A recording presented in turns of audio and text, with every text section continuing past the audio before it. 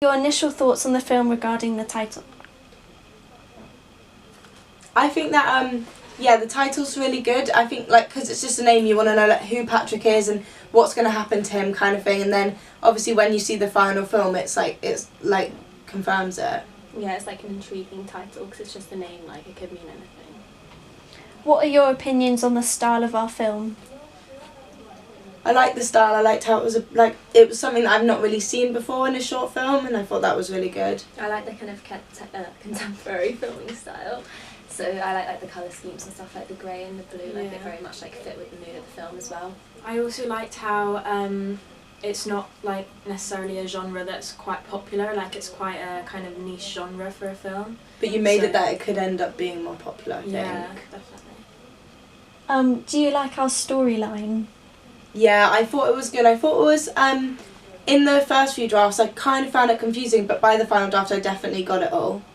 Yeah, it was it's quite climactic because it kind of really builds and it finishes on a cliffhanger, so you're oh, what actually happens? I think it's a good build up of the relationships of characters as well, because at the start you're kind of just establishing the relationships and then you realise that it's her friend and then you kind of get that it's her brother that's gone missing and stuff like that, so it's a really nice gradual build up. Do you find our characters interesting?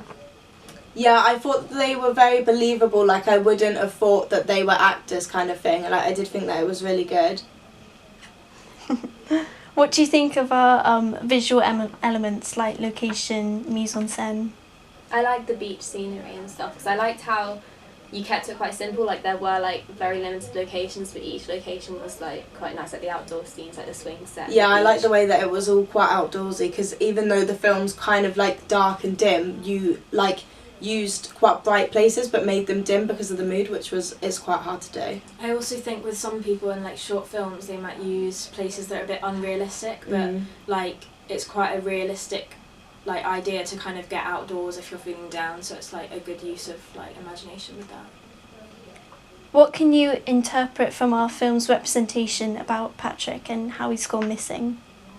It definitely gave me an insight into what happens after someone goes missing. So obviously you hear about people going missing quite a lot, but you never really think about what happens to the family after, and especially that kind of year on, rather than the 2 or 3 week period after they've gone missing. But that year on, it can definitely show that they're still kind of breathing. Yeah, the long term effect. And it was still quite mysterious though, because she was burning the picture, so you do think, is that out of spitefulness or just out of pure depression because he's gone? So you can know because you question it as well. What do you think of our soundtrack? I like how it matches the mood, because in the previous drafts it kind of stayed the same music throughout, so it could have done with a bit more variation, but now you've varied the songs. It sounds a lot better. Yeah, I agree. Do you think there is room for greater improvement? Maybe I don't.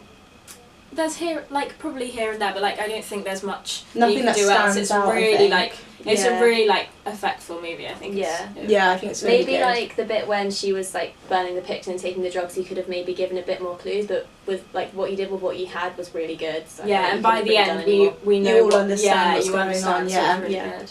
And I'd love to see a sequel. Yeah, same. Patrick Part 2.